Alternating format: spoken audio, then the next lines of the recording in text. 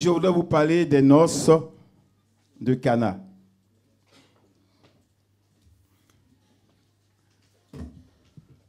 Merci. Qui a déjà assisté à un mariage? Qui a déjà assisté à un mariage? Ah, je vois que presque tout le monde a assisté donc à un mariage. Nous allons lire donc dans l'Évangile selon Jean, au chapitre 2, et à partir du verset 1. Jean, chapitre 2.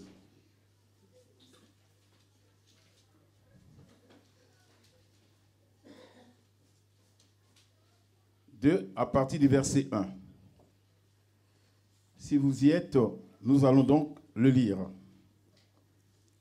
Il est dit que 3 jours après, il eut des noces à Cana en Galilée. La mère de Jésus était là, et Jésus fut aussi invité aux noces avec ses disciples. Le vin ayant manqué, la mère de Jésus lui dit: ils n'ont plus de vin. Jésus lui répondit: femme, qu'y a-t-il entre moi et toi? Mon heure n'est pas venue. Sa mère dit au serviteur: faites ce qu'il vous dira. Or, il y avait là 6 vases de pierre destinés aux purifications des Juifs et contenant chacun 2 ou 3 mesures. Jésus leur dit: remplissez d'eau ces vases. Et il les remplit jusqu'à bord. Puisez maintenant, leur dit-il, et portez-en à l'ordinateur du repas. Ils emportèrent. Quand l'ordinateur du repas eut goûté l'eau changée en vin, ne sachant d'où venait ce vin, tandis que les serviteurs qui avaient puisé l'eau le savaient bien, il appela l'époux et lui dit: tout homme sert d'abord le bon vin, puis le moins bon après qu'on s'en est enivré. Toi, tu as gardé le bon vin jusqu'à présent. Tel fut à Cana, en Galilée, les premiers des miracles que fit Jésus. Il manifesta sa gloire et ses disciples crurent en lui. Amen. Seigneur, nous voulons te bénir pour ta parole. Nous voulons te bénir parce que tu es celui qui dirige toutes choses. Si ce matin je suis là, Seigneur, je voudrais juste être un canal par lequel tu veux parler. Seigneur, bénis ta parole dans le cœur de chacun de nous. Au nom de Jésus. Amen. Tout à l'heure, je vous ai posé la question concernant si parmi vous, plusieurs ont assisté à des mariages. Presque tout l'auditoire a levé les mains. Il y a la question qui a été déjà posée. La réponse des sondages sont les suivantes. Quand on a posé la question à des personnes en disant « Qu'est-ce que c'était pour vous un mariage ?» Il y a 68% qui ont dit que c'était pour faire la fête. Oui, moi je vais pour fêter. Et c'est un jour de joie, c'est un jour de fête. Et puis il y en a d'autres, on leur a demandé, ils l'ont dit pour le côté romantique. Parce que c'est vrai qu'un mariage, c'est souvent romantique. Et d'autres, comme nous autres, pour revivre un souvenir. Et puis certains, pour honorer l'invitation. D'autres, pour juste honorer l'invitation. Ils n'ont pas envie d'y aller, mais histoire de respecter la personne qui les a invités, ils y vont. Mais quand on regarde tout ça, les 68%, c'est pour faire donc la fête. Et si nous sommes là ce matin, je pense que nous sommes dans la présence du Seigneur et c'est pour faire aussi la fête. Parce que je voudrais qu'on ouvre une parenthèse. Ne pas oublier qu'il est dit qu'il a aimé son Église jusqu'à donner sa vie pour elle. L'Église du Seigneur, c'est nous. Et tant que nous n'avons pas encore ce privilège d'aller vers lui, nous sommes toujours dans ses noces parce qu'il est celui qui viendra nous chercher. à chaque fois qu'il y a un mariage qui se passe, le lendemain, il y a des critiques. Ça fait partie de l'être humain. Il n'y en a peut-être pas ici à Fondari, mais ça en est souvent. Il y a un constat qui se fait, et dans ce constat, il y en a d'autres qui vont dire « Oh, je n'ai pas tellement aimé la salle. La décoration, ce n'était pas ça. » Et puis il y en a d'autres qui vont dire « Ouais, mais tu vois, le plat, l'entrée, c'était un peu froid. C'est servi du crustacé pour un mariage. Non, c'est vraiment pas. Hein? » Et puis il y en a d'autres qui vont dire « Le repas, oh là là. Ben, franchement, pour un mariage comme ça aussi beau, le repas, mais c'était nul. Ça n'avait pas de goût. » Et puis il y en a d'autres qui vont dire « Oh, les invités. Toujours en retard sous tous les noirs. Oh là là. Jamais à l'heure. À chaque fois qu'on dit à partir de 20h, ils arrivent à partir de minuit. Toujours les mêmes. Non, mais c'est incroyable, mais ils n'ont aucune mentalité, ces personnes-là. Et puis, il y a aussi la musique. Oh là là, qu'est-ce qu'ils ont mis comme musique? Mais j'en pouvais plus. Mais c'était du n'importe quoi. Et puis, il y en a d'autres qui m'ont dit, oh, le déroulement, bof, ça a été.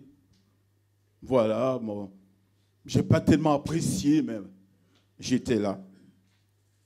Et souvent, quand on vient à l'église, on essaie de faire un peu ce parallèle. Et ce parallèle, c'est de dire tout simplement, le prédicateur, il n'était pas trop... J'ai trouvé que la prédication, pour un mariage, ce n'était pas tellement ça. Et il y en a d'autres qui vont dire, et les jeunes, mais vous voyez comme ils étaient habillés? Mais franchement, mais complètement à l'envers. Et la musique, oh là là, n'en parlons pas, puisque je l'ai dit tout à l'heure, la cérémonie. Non, mais ils ont lancé des pétales de riz, mais alors qu'il y en a plusieurs personnes qui meurent de faim. C'est quand même incroyable. Et puis la prédication. Oh, je n'ai pas apprécié, surtout quand il a dit « Femmes, soyez soumises à vos maris ». Oh, ça, c'est souvent ça, quand on entend ce genre de prédication. Voilà. Et je sais qu'un soir, je rentrais à la maison, et à peine que j'ouvrais la porte, j'entendais ma femme qui disait « Oh, mais celle-là, franchement, hein, mais c'est une ingrate, c'est une hypocrite. Elle est là pour gagner. » Alors, je dis, mais qu'est-ce qui se passe? Eh bien, c'était la fameuse émission 4 mariages. Une nuit de miel. Elles étaient là juste pour saquer le mariage de l'autre. Juste ça, pour gagner. Ah, je me suis dit, mais waouh! Et si cette émission est faite, c'est juste pour dire que c'est ce qui se passe habituellement dans le monde. Rien n'est fait au hasard, chers frères et sœurs. Rien n'est fait au hasard.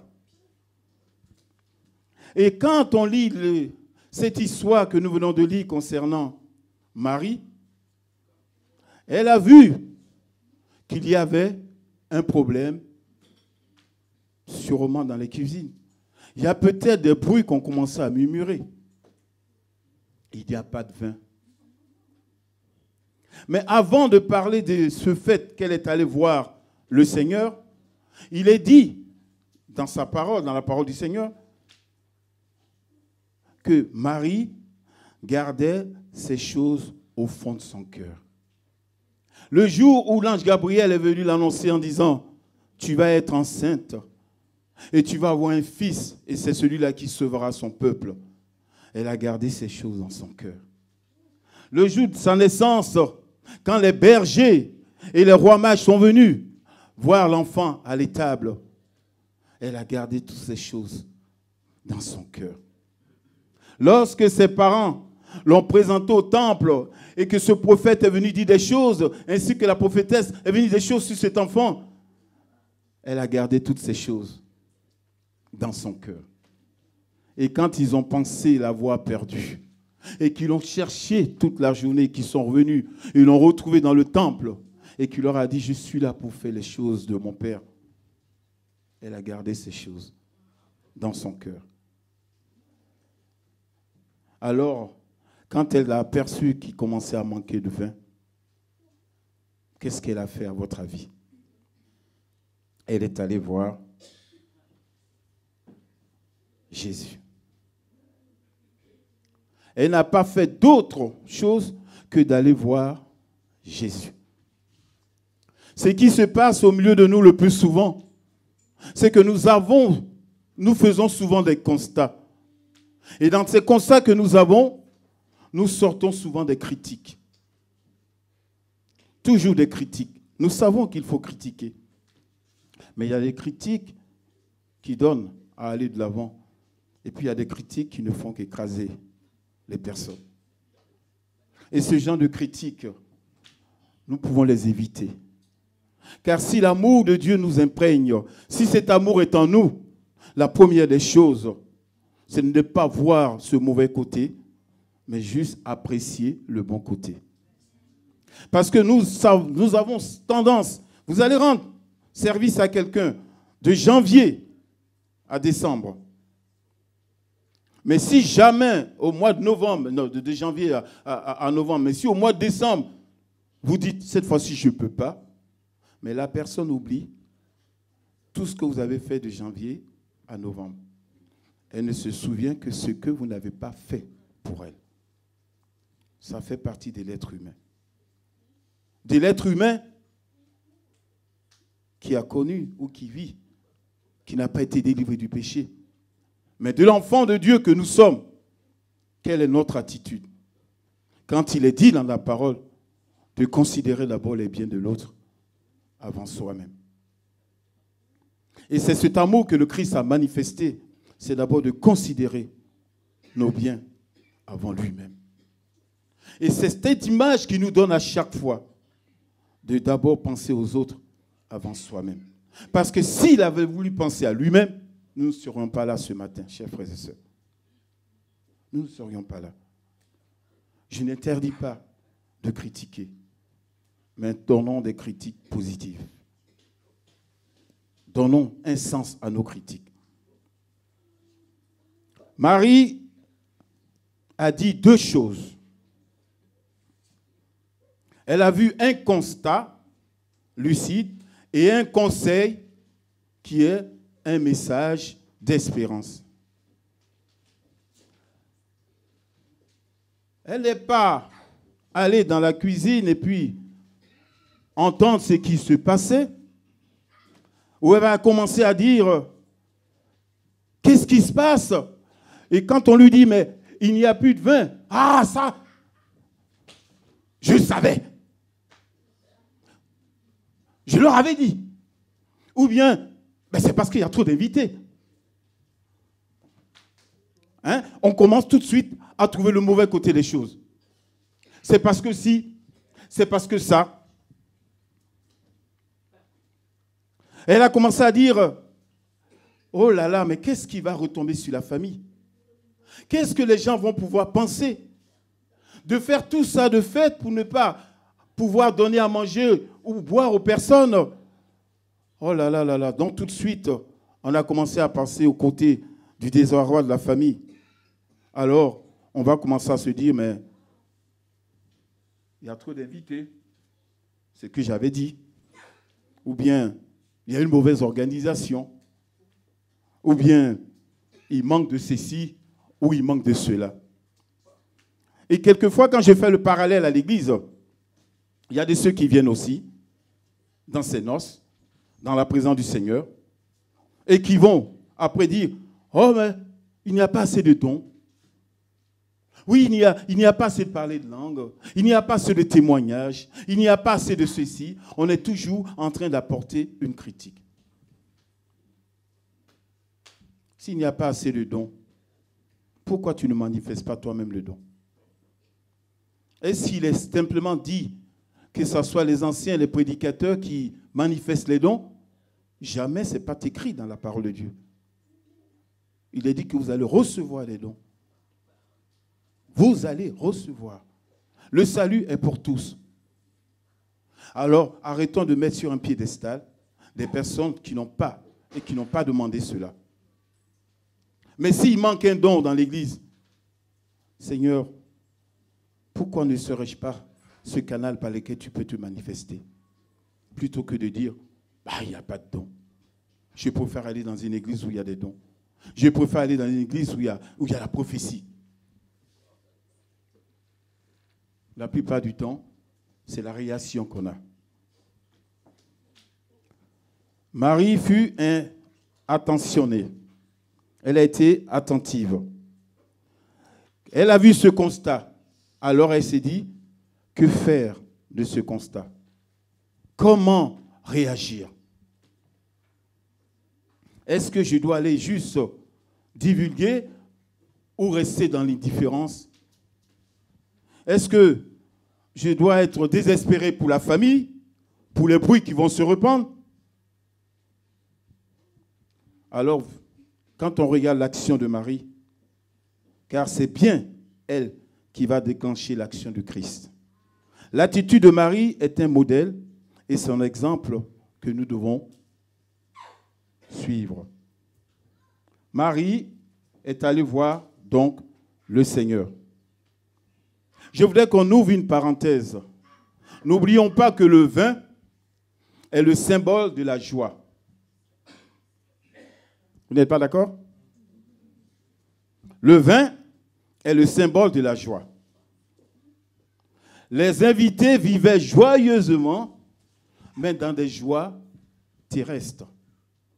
Et je pense que quand on arrive à la limite des joies terrestres, chers frères et sœurs, et quand on goûte aux joies spirituelles, on découvre qu'elles sont infiniment supérieures en qualité.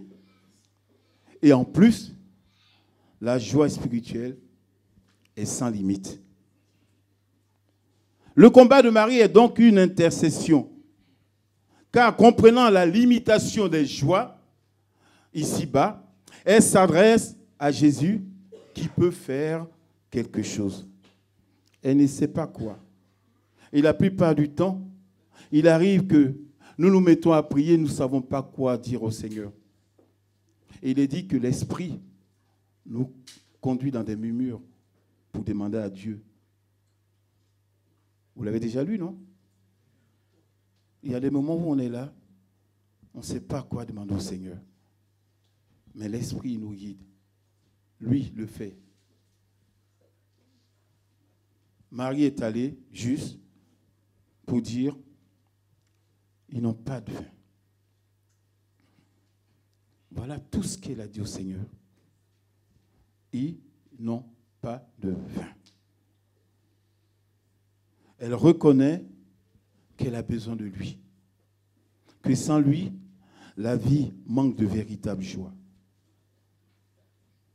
Et c'est sans doute cela le sens de sa prière. Dire à Dieu son manque et attendre de lui, sans forcément lui dicter.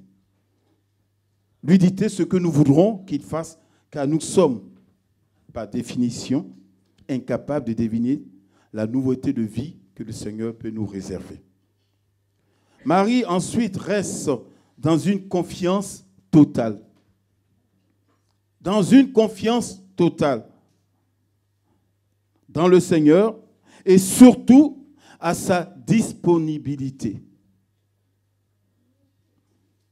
Elle va dire au serviteur, faites ce qu'il vous dira. Elle a tout simplement dit au Seigneur, ils n'ont plus de vin.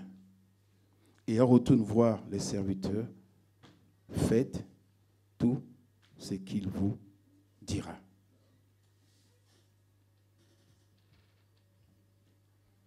Est-ce qu'il nous est arrivé d'aller voir le Seigneur dans ce sens-là, en disant, Seigneur, ton Église a besoin de toi. Les enfants ont besoin de toi. Tu le sais toi-même, Seigneur. Et de revenir dire, le Seigneur est celui qui va nous bénir. Et de venir dire, le Seigneur est celui qui va nous relever. Elle est simplement allée leur dire, Faites tout ce qu'il vous dira. Et elle se remet en lui. Faites tout ce qu'il vous dira. Son combat est une intercession. Elle est allée voir Jésus. Son combat, notre combat de tous les jours doit être une intercession, chers frères et sœurs. C'est le Seigneur que nous devons aller voir. Il n'y a pas longtemps, j'ai appris d'une cousine par alliance qui est partie donc au pays parce que ça fait des années qu'elle cherche à se marier. Donc elle a fait le voyage et on dit viens, on va te voir, te présenter un prophète. Alors elle est allée voir le prophète. Ouais, j'ai prié. Quand vous allez repartir, donne-moi 1 mois de votre salaire. Et vous verrez, le Seigneur va accomplir. C'est un sacrifice, un don sacrificiel. Et vous verrez, le Seigneur va vous bénir. Ça fait 2 ans.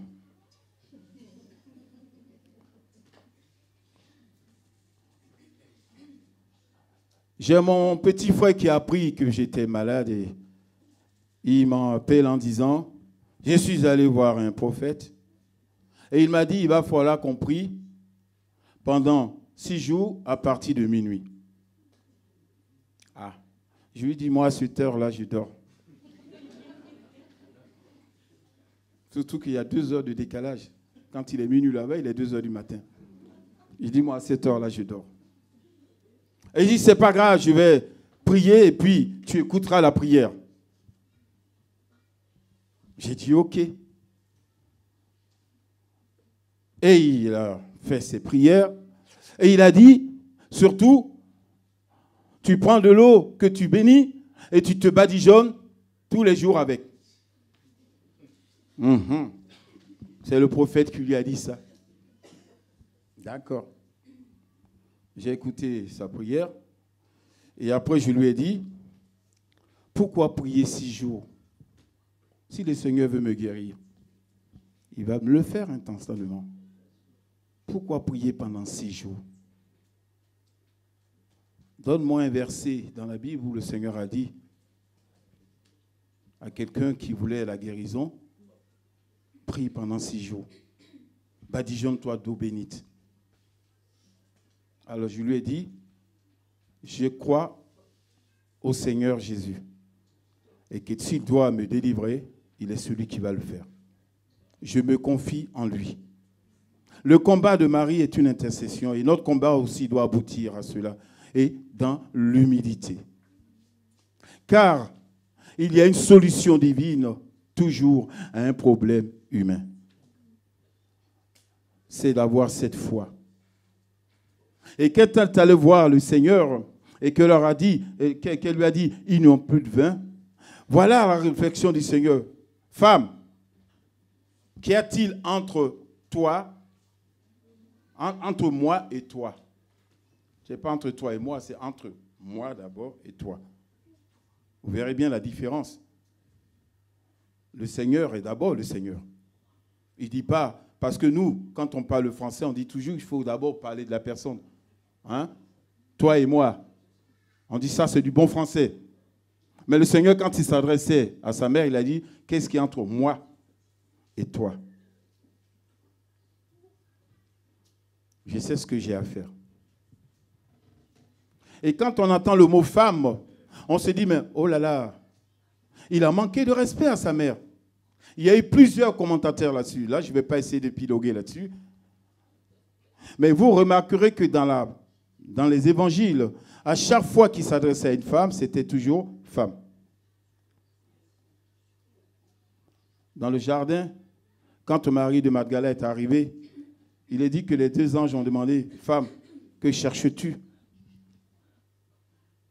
Et le Seigneur aussi s'adressait en disant, femme, que cherches-tu? Et il est dit qu'elle ne savait pas qu'il lui parlait. Et c'est au moment où il a dit, Marie, qu'elle a reconnu le Seigneur. Donc quand le Seigneur dit femme, qu'est-ce qu'il y a entre moi et toi?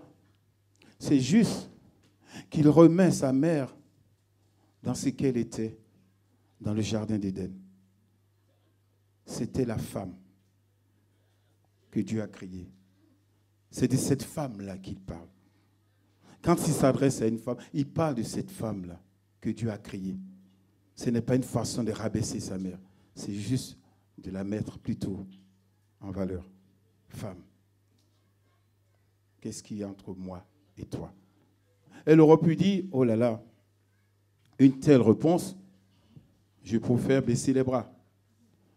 De même qu'il y a une femme qui est allée voir le Seigneur en disant, Seigneur, ma fille est malade, j'ai besoin d'un soutien, j'ai besoin que tu la guérisses. Elle dit, croyez qu'il est bien de prendre la nourriture des enfants et de le donner aux chiens? Qu'est-ce qu'elle a répondu?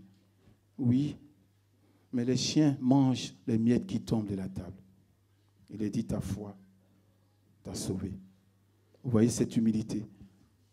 Et donc, quand il a dit, il n'y a rien entre toi et moi, entre moi et toi, je sais ce que j'ai à faire, je n'ai pas besoin qu'on vienne me dire. Hein. Elle aurait pu dire, bon ben oui. Elle est allée voir les serviteurs, elle a dit, faites ce qui vous dira. Alléluia. Et quand il est arrivé, il a dit, remplissez-moi. Il remplit. Il dit maintenant, allez donner. Et ils sont allés donner, ils ont goûté. C'était merveilleux. Ce n'était pas du Bordeaux de 1940, ce n'était pas du... Non, c'était du vin que le Seigneur lui-même a fait. Et pour moi, les gens qui constatent et qui intercèdent veulent avoir deux choses essentielles. C'est rester dans l'intercession et dans l'obéissance. Et quand on vit dans cette intercession et dans cette obéissance, il y a un vin de qualité qui arrive, une fête qui est réussie. Alors, chers frères et sœurs, soyons des serviteurs utiles. Essayons de voir ce que le Seigneur met devant nous, dans ce qu'il veut que nous fassions. Évitons, chers frères et sœurs, tous les critiques qui n'avancent à rien, mais ayons toujours le regard fixé sur le Seigneur. Il est le seul qui est capable de nous donner la réponse en notre temps. Car plus nous critiquons, plus nous divisons l'Église. Alors que si nous apportons notre, je dirais, marteau à l'édifice, ça ne fera que grandir.